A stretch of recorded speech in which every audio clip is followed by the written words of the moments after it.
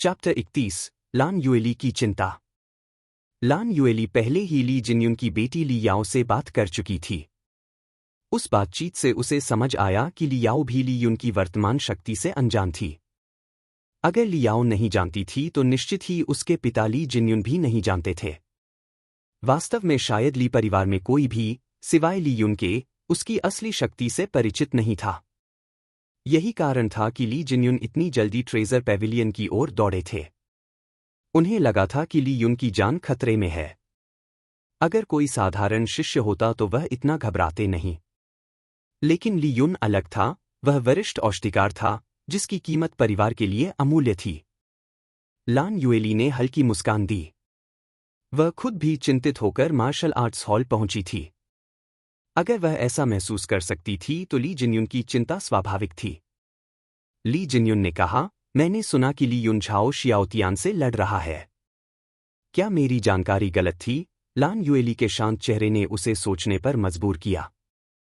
पितामह ली, लान युएली ने कहा, उनकी लड़ाई हुई थी और अभी अभी खत्म हुई है। क्या? ली जिनयुन का दिल धड़क उठा। लान युएली ने कहा, चिंता मत करें। ली युन सुरक्षित है। वह अभी अभी ट्रेजर पेविलियन से निकला है। ली जिनयुन चौंक गए। क्या पेविलियन ने लड़ाई रोक दी थी? तभी एक गर्जना गूंजी। वह कमीना झाओ शियाओतियान कहा है, एक आकृति अंदर आई। यह ली झेन है, ली परिवार के तीसरे बुजुर्ग। भीड़ में लोग चौंक गए। लान युएली ने भौहें सिकोड़ ली। सामान्यतः ली झेन शांत रहते थे, लेकिन अब वह क्रोध से भर गए थे। उसने सोचा, सब ऐसे क्यों बर्ताव कर रहे हैं जैसे बारूद निगल लिया हो। बुजुर्ग झेन, कृपया शांत हो जाइए, लान युएली ने कहा। ली झेन ने गरजते हुए कहा, लान युएली, बताओ झाओ शियाओतियान कहाँ है? और मेरा पोता कहाँ है? उसकी ऊर्जा तूफान जैसी फैल गई। ली जिनयुन ने आंखें घुमाईं। उसने खुद भी पहले ऐसा ही किया था। पितामह, आप भी यहां? ली झेन ने पूछा। ली जिनयुन ने कहा, मैं भी इसलिए आया क्योंकि मैंने सुना कि ली युन झाओ शियाओतियान से लड़ रहा है। लेकिन शांत हो जाइए। निदेशक लान कहती हैं कि ली युन सुरक्षित है और जा चुका है। लान युएली ने सिर हिलाया। नहीं, आप दोनों ली युन को कम आंक रहे हैं। सच यह है कि लड़ाई झाओ शियाओतियान की मौत पर खत्म हुई। उसे ली युन ने मारा। क्या? दोनों बुजुर्ग चौंक गए। झाओ शियाओतियान, जो शिखर पर था, ली युन के हाथों मारा गया? यह विश्वास करना कठिन था, लेकिन लान युएली झूठ नहीं बोल सकती थी। सच उनके दिलों में उतर गया। ली युन और ली याओ पेविलियन से निकलकर परिवार की ओर जा रहे थे। ली याओ का दिल अब भी अस्थिर था। उसने सोचा, भाई ली युन, क्या तुम शुद्ध गुण शरीर हो? ली युन मुस्कुराया। नहीं, मेरा शरीर तीसरे दर्जे का अग्नि गुण है। वास्तव में उसका शरीर प्राइमल कैओस बॉडी था, सभी गुणों वाला। ली याओ ने कहा, भाई ली युन, तुम साधना के प्रतिभाशाली हो और औषधि में भी। तुम परिवार को गौरव दिलाओगे। ली युन रुका। ली याओ, तुम शिखर तक पहुंचने वाली हो ना? हाँ, उसने कहा। ली युन ने 10 जेड बोतलें निकालीं। ये मदद करेंगी? ली याओ चौंक गई। क्या ये उत्कृष्ट मैरो क्लींसिंग पोशन है? उसने कहा, भाई ली युन, मैं इन्हें नहीं ले सकती। ली युन ने दृढ़ता से कहा, अगर मैं दे रहा हूं तो लो। तुम्हारे जल गुण शरीर के लिए ये बहुत उपयोगी होंगी। अंततः ली याओ ने स्वीकार किया। धन्यवाद, भाई ली युन। दोनों परिवार में पहुंचे। लेकिन वहां हलचल थी। सबको लगा था कि ली युन मर गया है। जब वह सुरक्षित लौटा तो डिसाइपल्स स्तब्ध रह गए। क्या उसने सचमुच झाओ शियाओतियान से लड़ाई की? लेकिन वह तो बिल्कुल सुरक्षित है। परिवार में चर्चा फैल गई। अब डिसाइपल्स उसे सम्मान से देख रहे थे। ली युन ने शांत भाव से सबका अभिवादन किया। चैप्टर 32 पितामह झाओ का क्रोध। ली याओ, तुम्हें वापस जाकर अपने शिखर की तैयारी पर ध्यान देना चाहिए, ली युन ने कहा। हाँ, भाई ली युन। मैं तुम्हारे दिए अवसर को व्यर्थ नहीं जाने दूंगी। मैं पूरी मेहनत करूंगी, ली याओ ने उत्तर दिया। 10 उत्कृष्ट मैरो क्लींसिंग पोशन की बोतलें हाथ में लेकर उसका संकल्प जल रहा था। ली याओ से विदा लेकर ली युन अपने आंगन में लौटा। उसने दरवाजा बंद किया और ब्लैक लाइट स्वॉर्ड निकाली। परिवार की प्रतियोगिता 1.5 महीने में है। तब मुझे ली शियान का सामना करना होगा। उसने तलवार उठाई और क्रिम्सन सन फ्लेम स्वॉर्ड आर्ट का अभ्यास शुरू किया। उसकी कला पहले ही पूर्णता स्तर तक पहुंच चुकी थी और अब वह सच्चे अर्थ के चरण की ओर बढ़ रहा था। दिन रात में बदलते गए। तलवार अभ्यास के बीच वह परफेक्ट ग्रेड पोशन बनाता और ड्रैगन टाइगर फिस्ट का अभ्यास करता। आधा महीना बीत गया। एक शाम ली परिवार का आंगन तलवार ऊर्जा से कांप उठा। बुजुर्गों को लगा कि कोई शियांतियन विशेषज्ञ हमला कर रहा है। लेकिन अचानक ऊर्जा गायब हो गई। राहत आई लेकिन बेचैनी बनी रही। अपने आंगन में ली युन ने तलवार नीचे की और मुस्कुराया।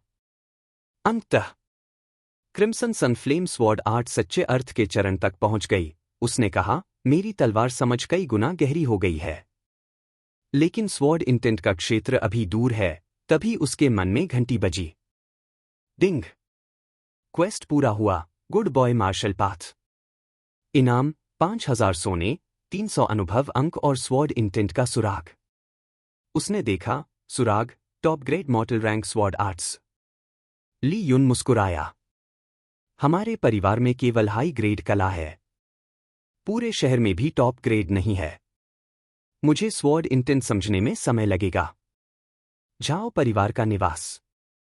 झाओ शियाओतियान की लाश वापस लाई गई। सेवक और शिष्य भय से कांप गए। 2 अंगरक्षक पीले पड़ गए। उनका काम उसकी रक्षा करना था लेकिन अब वह मर चुका था। कमीने, झाओ लियांग गरजा। उसने एक कीमती फूलदान तोड़ दिया। कौन? किसने मेरे बेटे को मारा? पितामह। वह ली युन था, अंगरक्षक ने कहा। यंग मास्टर ने उसे चुनौती दी थी। हमें लगा जीत निश्चित है। लेकिन ली युन ने अपनी असली शक्ति दिखाई। वह देर चरण तक पहुंच चुका है। दूसरे ने कहा, हमने रोकने की कोशिश की लेकिन लान युएली ने हमें रोका। वह शियांतियन विशेषज्ञ है। निकम्मे। सब निकम्मे, झाओ लियांग गरजा। उसकी ऊर्जा दानव जैसी फैल गई। Treasure pavilion. ट्रेजर पैविलियन, उसने दांत पीसते हुए कहा। तभी बुजुर्ग आए। उन्होंने लाश देखी और चेहरा गंभीर हो गया। झाओ शियाओतियान, पितामह का इकलौता पुत्र, मर चुका था। तुम बुजुर्गों को सब बताओ, झाओ लियांग ने कहा। अंगरक्षकों ने सब बताया। बुजुर्गों ने एक दूसरे को देखा। यह विश्वास करना कठिन था कि ली युन ने उसे मारा। यह मामला यूं ही नहीं छोड़ा जाएगा, झाओ लियांग गरजा। यह केवल अभ्यास था और ली युन ने मेरे बेटे को मार दिया। मैं बदला लूंगा चाहे कुछ भी हो। पितामह, महान बुजुर्ग ने कहा, अगर यह लड़ाई पैविलियन के मंच पर हुई तो मामला आसान नहीं है। नियम स्पष्ट थे, मंच पर जीवन और मृत्यु भाग्य पर छोड़ दी जाती है। लेकिन झाओ लियांग ने कहा, वह कमीना बहुत निर्दयी है। उसने क्यों नहीं रोका? उसने मेरे बेटे को क्यों मारा? उसने कभी नहीं सोचा कि अगर स्थिति उल्टी होती तो झाओ शियाओतियान ली युन को छोड़ता। नहीं, झाओ लियांग ने कहा। मैं इसे नहीं छोड़ूंगा। मैं तुरंत सिटी लॉर्ड के पास जाऊंगा। वह बिजली की तरह गायब हो गया। बुजुर्गों ने गंभीर नजरें मिलाईं। कोई उसे रोक नहीं पाया। अगर वे चुप रहते तो पूरा शहर कहता कि झाओ परिवार कमजोर हो गया है। यह अपमान असहनीय था। चैप्टर 33, झाओ लियांग का अनुरोध। सिटी लॉर्ड का महल। पितामह झाओ, आज आप यहां क्यों आए हैं? महल के प्रबंधक झेंग डोंगशुए ने मुस्कुराकर स्वागत किया। वह एक विद्वान जैसे दिखते थे लेकिन वास्तव में शियांतियन रियल्म के विशेषज्ञ थे। महल में उनकी स्थिति सिटी लॉर्ड के बाद थी। झाओ लियांग ने हाथ जोड़कर कहा, प्रबंधक झेंग, मुझे सिटी लॉर्ड से मिलना है। एक अत्यंत महत्वपूर्ण मामला है। यहां वह अहंकारी नहीं हो सकता था। एज्योर विंड सिटी में सर्वोच्च अधिकार सिटी लॉर्ड के पास था। अच्छा, झेंग डोंगशुए ने उसकी भावनाएं देखी। ठीक है, कृपया प्रतीक्षा करें। एक पहरेदार उसे स्वागत कक्ष में ले गया। लगभग 15 मिनट बाद दरवाजा खुला और सिटी लॉर्ड बाई शुएचिन अंदर आई। वह सफेद वस्त्र में थीं, उनकी उपस्थिति गरिमामयी थी। झाओ लियांग तुरंत खड़ा हुआ और झुककर अभिवादन किया। नमस्ते, सिटी लॉर्ड। पितामह झाओ, बाई शुएचिन ने कहा, आप इतनी जल्दी क्यों आए हैं? कृपया बैठिए। झाओ लियांग ने कहा, मेरे परिवार का मामला है। मैं आपके निर्णय चाहता हूं। यह ली परिवार से संबंधित है। उसने विस्तार से बताया कि कैसे झाओ शियाओतियान ने ली युन को चुनौती दी और अंत में उसकी मृत्यु हो गई। उसने कुछ नहीं छिपाया। बाई शुएचिन ने कहा, आपके अनुसार ली युन ने कोई गलती नहीं की। पेविलियन के मंच पर दोनों पक्ष स्वेच्छा से लड़ते हैं और चुनौती झाओ शियाओतियान ने दी थी। ऐसे में मेरे हाथ बंधे हैं। झाओ लियांग ने धीरे से कहा, सिटी लॉर्ड, मैं आपसे ली परिवार के खिलाफ कार्रवाई नहीं चाहता। मैं चाहता हूं कि आप एक जांच करें। अफवाह है कि ली युन पेविलियन मास्टर गुआन लोंग का नाजायज पुत्र है। यह सुनकर बाई शुएचिन चौंक गईं। उन्होंने कभी ऐसी बात नहीं सुनी थी।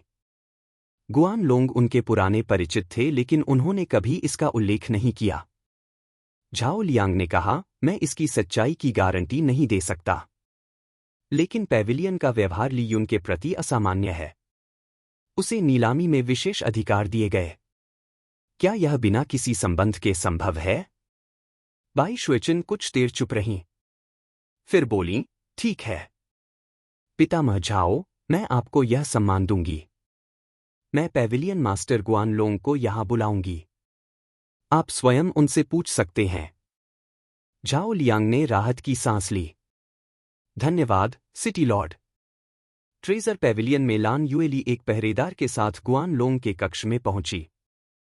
उसने कहा, पेविलियन मास्टर, सिटी लॉर्ड का संदेश है। गुआन लोंग ने कहा, ठीक है, मैं तुरंत आऊंगा। आधा घंटा बाद वह महल पहुंचे। झेंग डोंगशुए ने उनका स्वागत किया।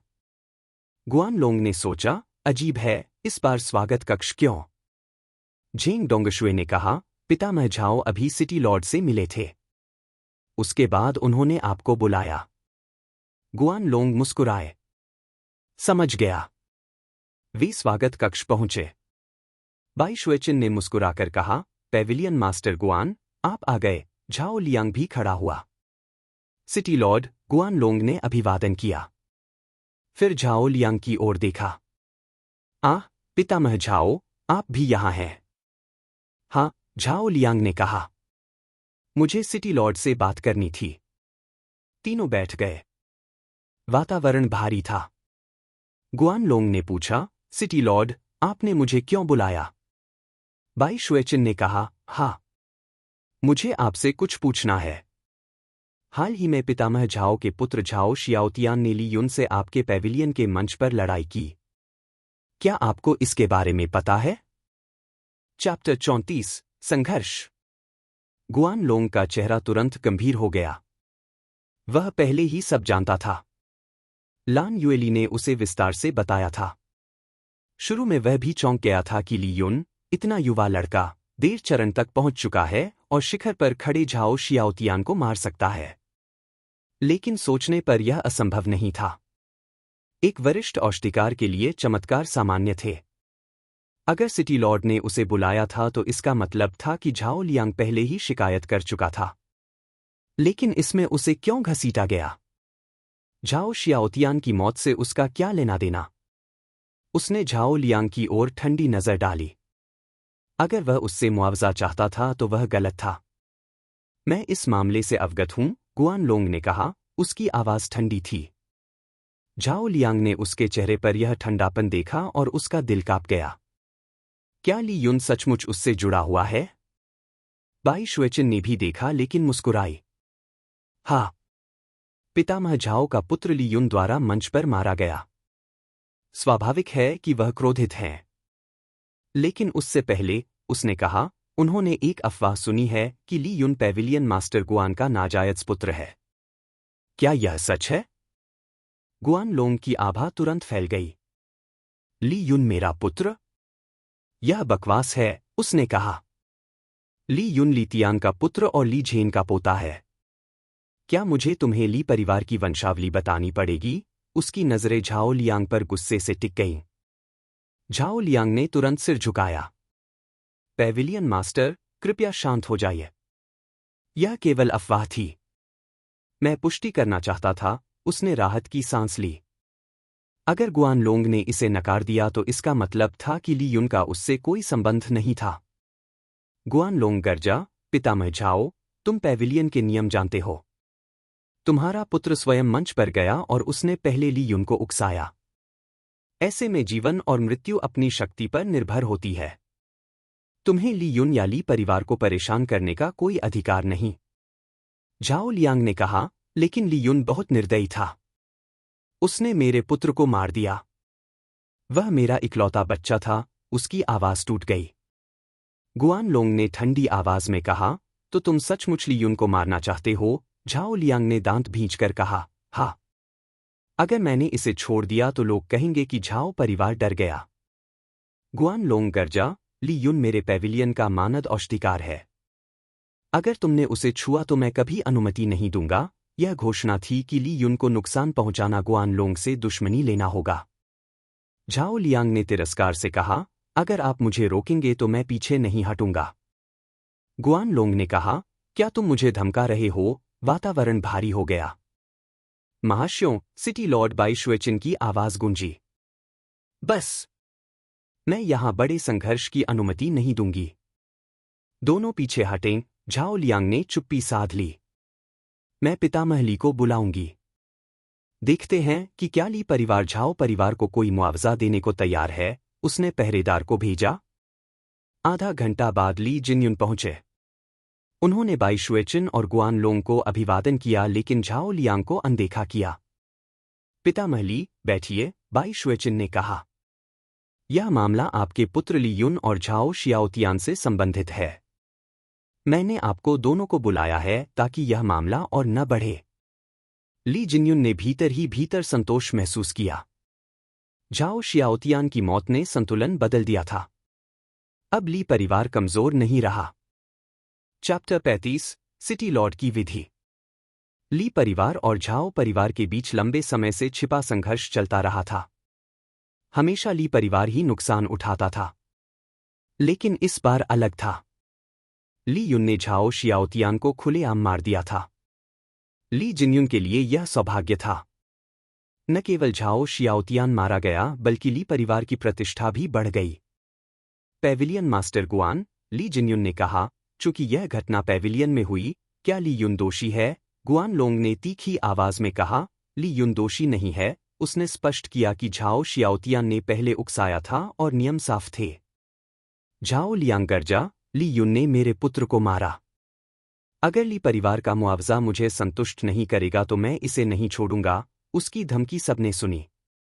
ली जिनयुन ने सोचा कि अगर दोनों परिवार भिड़े तो सबसे बड़ा लाभ चेन परिवार को होगा। उसे चिंता थी कि झाओ लियांग गुप्त तरीकों से हमला करेगा। जब तक ली युन बाहर जाएगा, खतरा रहेगा। झाओ लियांग, ली जिनयुन ने कहा, तुम्हें किस तरह का मुआवजा चाहिए? झाओ लियांग ने जहर भरे स्वर में कहा, मुझे स्टोन वुड टाउन की खान चाहिए। क्या? ली जिनयुन खड़ा हो गया। बाई शुएचिन और गुआनलोंग भी चौंक गए। वह खान ली परिवार की जीवन रेखा थी। उसे देना परिवार को नष्ट करना था। झाओ लियांग ने कहा, अगर तुमने इनकार किया तो ली युन अगला मौसम नहीं देख पाएगा। ली जिनयुन गर्जा, क्या तुम सोचते हो मैं तुमसे डरता हूं? यह मांग अनुचित है। बाई शुएचिन ने कहा, पितामहों, शायद एक और तरीका है। चूंकि यह लड़ाई से शुरू हुआ था तो इसे लड़ाई से खत्म होना चाहिए। दोनों चौंक गए। उसने कहा, दोनों परिवार एक योद्धा भेजें। ली परिवार खान को दाव पर लगाएं और झाओ परिवार बराबर मूल्य की चीज लगाए। विजेता सब ले जाएगा। इस तरह दोनों की प्रतिष्ठा बनी रहेगी। दोनों सोच में पड़ गए। यह प्रस्ताव उचित था। झाओ लियांग जानता था कि ली युन भविष्य में बड़ा खतरा बनेगा। इसलिए उसने खान मांगी थी। लेकिन अब उसने कहा, चूंकि सिटी लॉर्ड ने प्रस्ताव दिया है, मैं स्वीकार करता हूं। ली जिनयुन ने भी कहा, मैं भी सहमत हूं। बाई शुएचिन ने कहा, तो नियम तय करें। झाओ लियांग ने कहा, दोनों परिवार 35 वर्ष से कम आयु का योद्धा भेजेंगे। लेकिन योद्धा परिवार का सदस्य होना जरूरी नहीं। बाहरी लोग भी बुलाए जा सकते हैं। उसकी नजरें ली जिनयुन पर टिक गईं। यह चाल थी। उसके मन में पहले से कोई था। ली जिन्युन ने कहा, मैं सहमत हूं। लेकिन मेरी एक शर्त है, झाओ लियांग ने आंखें सिकोड़कर कहा, कौन सी शर्त? चैप्टर 36, ली डोंग। द्वंद्व आधे वर्ष बाद होगा। ली जिन्युन की आवाज दृढ़ थी लेकिन भीतर गणना थी। उसके पास अभी कोई उपयुक्त उम्मीदवार नहीं था। दाव बहुत बड़ा था। आधा वर्ष उसे समय देगा कि वह सही व्यक्ति खोज सके या तैयार कर सके। मेरे परिवार की प्रतियोगिता 1.5 महीने में है। इस दौरान हमारा ध्यान उसी पर रहेगा। इसलिए मैं प्रस्ताव करता हूं कि द्वंद्व आधे वर्ष बाद हो। झाओ लियांग ने सोचा कि आधा वर्ष लंबा समय है, लेकिन खान जीतने के लिए इंतजार करना उचित है। उसे केवल चिंता थी कि ली जिन्युन इस दौरान किसी शक्तिशाली को खोज न ले। बाई शुएचिन मुस्कुराई। ठीक है, इसे ऐसे ही तय करें, झाओ लियांग ने कहा। चूंकि सिटी लॉर्ड ने कहा है, मैं सहमत हूं। उसकी नजरें जहर जैसी थीं। ली जिन्युन ने कहा, लेकिन चूंकि मेरा परिवार स्टोनवुड टाउन की खान दाव पर लगा रहा है, मुझे जानना होगा कि झाओ परिवार क्या लगाएगा। झाओ लियांग ने कहा, हम बराबर मूल्य की चीज लगाएंगे। ली जिन्युन ने दबाव डाला। झाओ लियांग ने कहा, ठीक है, हम आयरन फार्म टाउन की खान लगाएंगे। कमरा स्तब्ध हो गया। आयरन फार्म टाउन की खान प्रसिद्ध थी और स्टोनवुड टाउन से भी बड़ी कही जाती थी। झाओ लियांग का आत्मविश्वास स्पष्ट था। बाई शुएचिन ने कहा, आधे वर्ष बाद मेरे महल में द्वंद्व होगा। दोनों पक्ष अपने दाव का सम्मान करेंगे। दोनों ने सहमति दी। बाहर झाओ लियांग ने कहा, ली जिन्युन, आधे वर्ष बाद खान मेरी होगी। ली जिन्युन मुस्कुराया, शायद तब आयरन फार्म टाउन की खान मेरे परिवार की होगी। अब केवल 1 महीना बचा था वार्षिक मूल्यांकन के लिए और 5 महीने बाद द्वंद्व के लिए।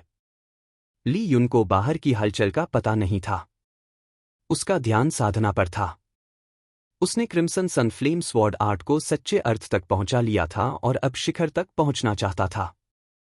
उसने परफेक्ट ग्रेड पोशन बनाए और पीकर साधना की। साथ ही आयरन पल्स फिस्ट आर्ट की दूसरी चाल का अभ्यास किया। समय बीत गया। 1 महीना निकल गया। मूल्यांकन का दिन आ गया। सुबह ली युन प्रशिक्षण मैदान पहुंचा। उसने ताकत मापने वाले स्तंभ पर मुक्का मारा। धमाका! संख्या चमकी, 6000 जिन। ली युन चौंक गया। पहले उसकी ताकत 4500 जिन थी। अब शिखर पर पहुंचकर 6000 जिन हो गई थी। सामान्य प्रतिभाएं मुश्किल से 3000 जिन तक पहुंचती। लेकिन वह दोगुना था। उसने सोचा, यह प्राइमल कैओस बॉडी और सुप्रीम फाउंडेशन का प्रभाव है। दोपहर में परिवार का आंगन उत्साह से भर गया। वार्षिक मूल्यांकन शुरू हुआ। सभी शाखाओं के युवक लौट आए थे। ली युन बाहर निकला और भीड़ देखी। लगभग सभी शिखर पर थे। लेकिन ली शियान उनसे ऊपर था। ली युन ने पंजीकरण क्षेत्र की ओर कदम बढ़ाए।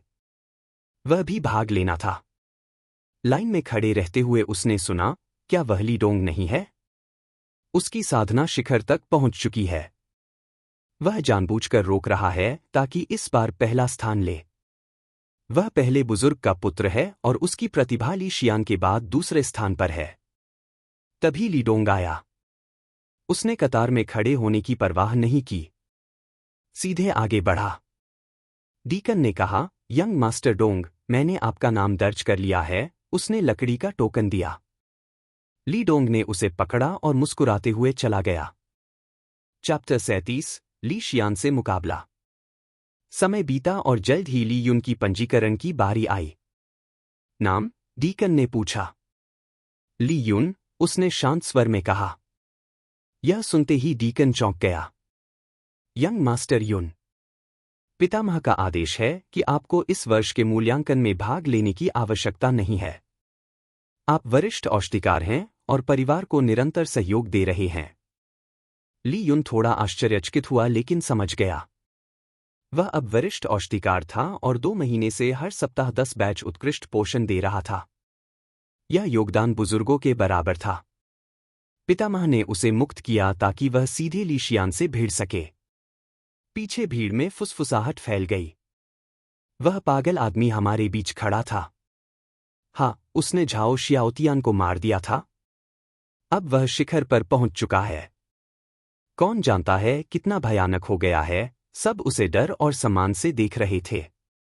मंच पर हलचल थी। पत्थर का अखाड़ा तैयार था। पितामह और बुजुर्ग सामने बैठे थे। ली युन चुपचाप पहुंचा और ली याओ को देखा। भाई युन, उसने खुशी से पुकारा। ली युन मुस्कुराया। तुम शिखर तक पहुंच गई हो। अच्छा है, ली याओ ने कहा, यह सब आपके दिए पोषण की वजह से है। ली युन ने कहा, इस बार तुम्हें शीर्ष 3 में आना चाहिए। तभी भीड़ में हलचल हुई। देखो, वरिष्ठ भाई ली शियान आ गए। सब उत्साहित थे। ली युन और ली शियान आज जरूर भिड़ेंगे। जीत निश्चित ही ली शियान। वह बॉडी टेम्परिंग रियल में है। लेकिन मत भूलो, ली युन ने झाओ शियाओतियान को एक बार में मारा था। ली युन ने ली शियान को देखा।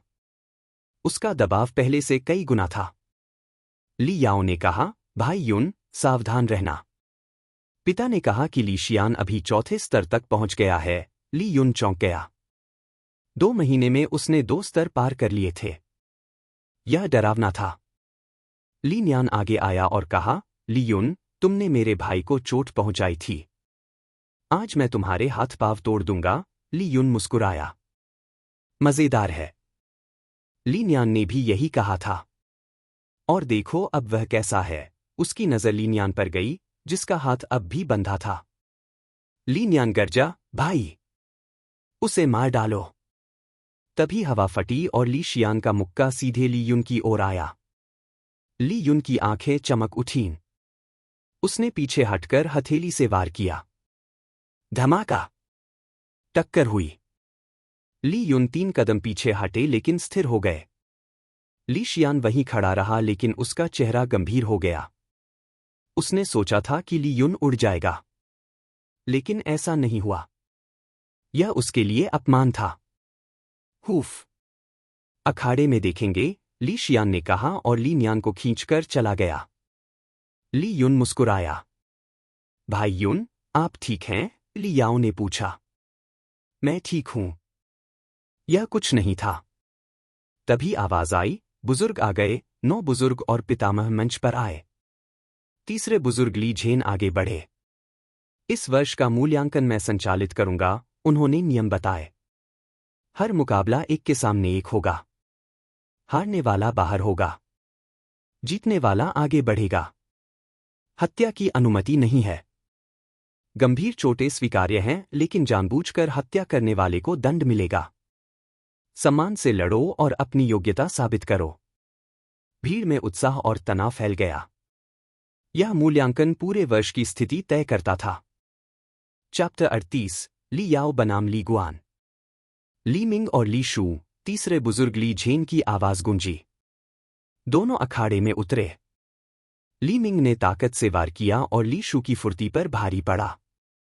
एक जोरदार मुक्के से ली शू बाहर जा गिरा। ली मिंग विजय, भीड़ ने जयकार की। अगला! ली याओ और ली चेन, भीड़ में उत्साह फैल गया। ली याओ शांत भाव से अखाड़े में उतरी।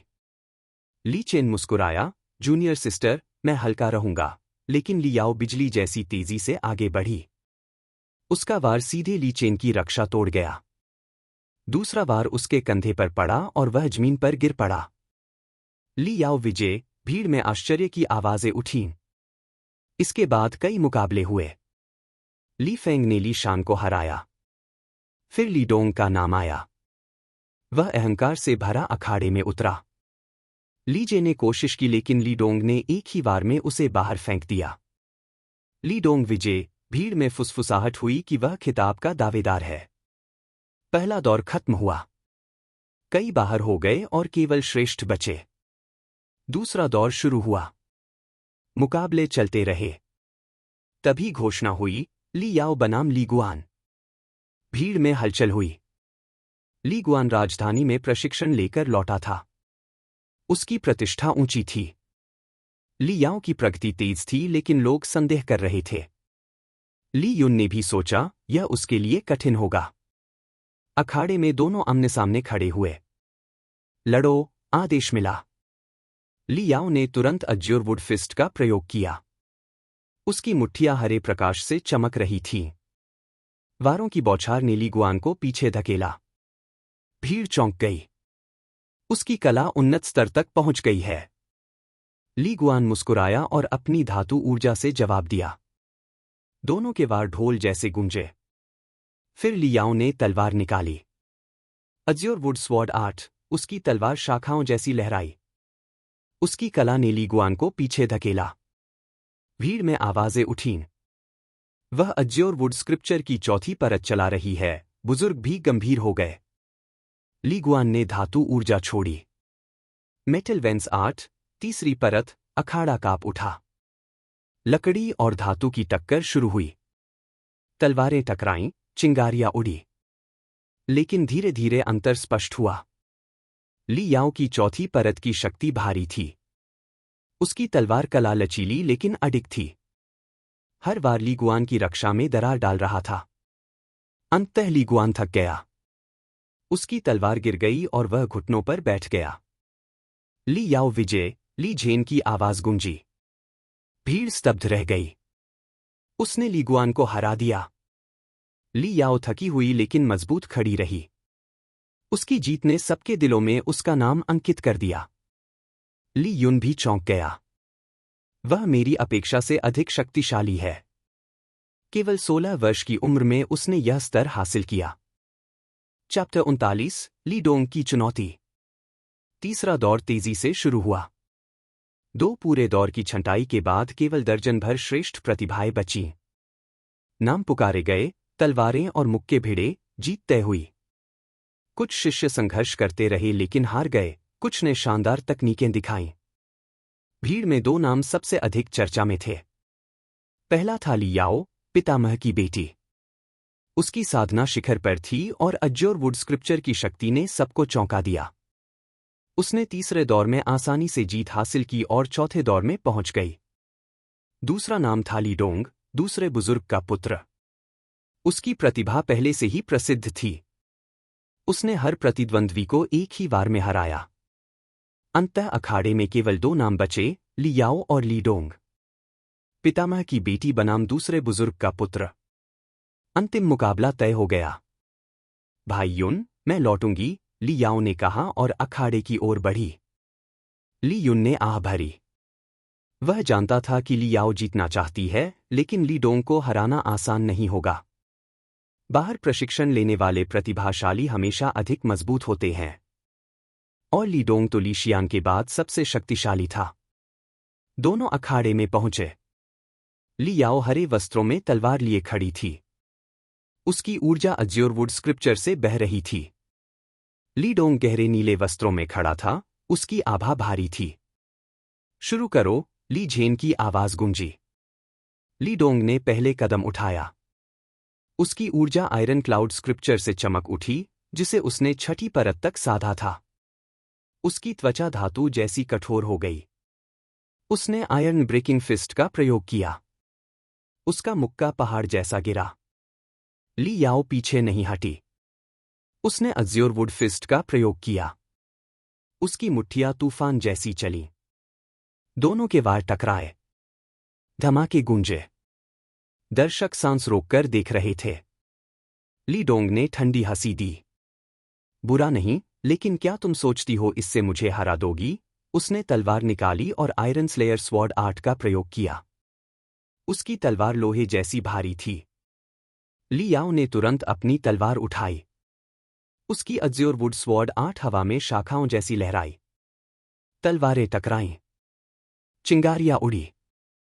दोनों बराबरी पर थे। मिनट बीते। ली याओ का पसीना बहने लगा। उसने अपनी ऊर्जा फिर बढ़ाई। उसकी तलवार ने ली डोंग को 2 कदम पीछे धकेला। भीड़ चौंक गई। उसने उसे पीछे धकेला। लेकिन ली डोंग शांत रहा।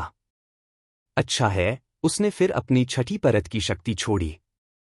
उसकी तलवार कला चरम पर पहुंच गई। उसने ली याओ की लय में छोटी छोटी खामियां खोजीं और उसे ऊर्जा जल्दी खर्च करने पर मजबूर किया। अंततः दोनों की तलवारें आखिरी बार टकराईं। ऊर्जा का विस्फोट हुआ। दोनों डगमगाए। लेकिन ली डोंग तुरंत स्थिर हो गया जबकि ली याओ थककर घुटनों पर बैठ गई। उसकी ऊर्जा खत्म हो चुकी थी। विजेता ली डोंग, ली झेन की आवाज गूंजी। भीड़ में आवाजें उठीं। ली डोंग जीत गया। यह तय था। कोई उसके स्तर पर नहीं था।